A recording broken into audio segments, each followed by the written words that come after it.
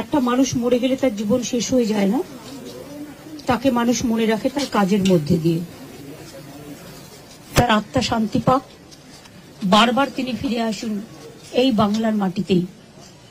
আমি এটুকু বলে আপনাদের সকলকে নমস্কার জানাচ্ছি।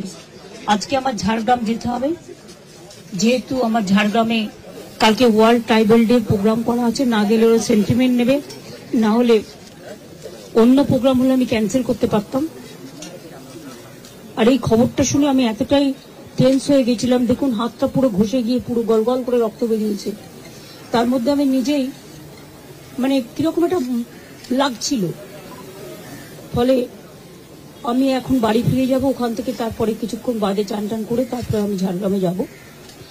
আমি ফিরাদ হাকিম, সিপি, ডিজি, সিএস সকলকে ইনস্ট্রাকশন দিয়ে গেলাম, এবং ববি আর অরূপ সারাক্ষণ থাকবে, টোটাল টেক কেয়ার করবে। যা যা প্রয়োজন দলের পক্ষ থেকে ওরা মিছিল করে নিয়ে যাবে, যখন দেখবে যেন কোনো অসুবিধে না হয়, পুলিশ যেন ঠিক মতো ব্যবস্থা করে সবকিছু, যাতে কোনো রকম কোনো অসুবিধে না হয়। আমি এটুকু বলে আপনাদের সাংবাদিকদের, সংবাদ মাধ্যমকে সকলকে আমার অনেক ধন্যবাদ এবং কৃতজ্ঞতা জানাচ্ছি। ব্যক্তিগত অনেক কথা আছে, কিন্তু সেটা আজকে বলার দিন নয়, কখনো সময় পেলে নিশ্চয়ই বলবো। আজকের দিনটা এই সময় তাদের পরিবারের পাশে দাঁড়ানোর দিন, এবং দল হারিয়েছে তাদের নেতাকে।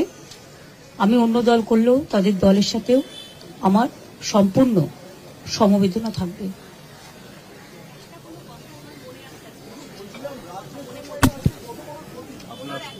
না, আমি যখন আসতাম, যতদিন তিনি ভালো ছিলেন, তিনি অনেক গল্প করতেন, অনেক কথা বলতেন, সেগুলো ব্যক্তিগত লেভেলে। আমি সেসব কথা বাইরে আনতে চাই না। আমার সাথে দেখা হয়েছে সিঙ্গুর আন্দোলনের পরে, গোপাল গান্ধী যখন গভর্নর ছিলেন, একটা সুন্দর পরিবেশে আলোচনা হচ্ছিল। গোপাল গান্ধী তখন জিজ্ঞেস করলেন, আচ্ছা বলুন তো, ভরা থাক গানটার অন্তরাটা কি? উনিও বসেছিলেন, আমিও বসেছিলাম। আমি তখন বলেছিলাম, যে পথে যেতে হবে সে পথে তুমি একা, নয়নে আধার রবে, ধ্যানে আলোক রেখা। এই ঘটনাগুলো আমার মনে পড়ে। 92-তে যখন দাঙ্গা হয়, আমি ছুটে গিয়েছিলাম মহাকরণে, আমার কিছু দরকার আছে তোমার সাহায্য। আমি যখনই কোনো পরিস্থিতি দেশে বা রাজ্যে হয়েছে যেটা রাজনীতির ঊর্ধ্বে থেকে শান্তি রক্ষা করার জন্য, সেটা আমি সবসময় করেছি।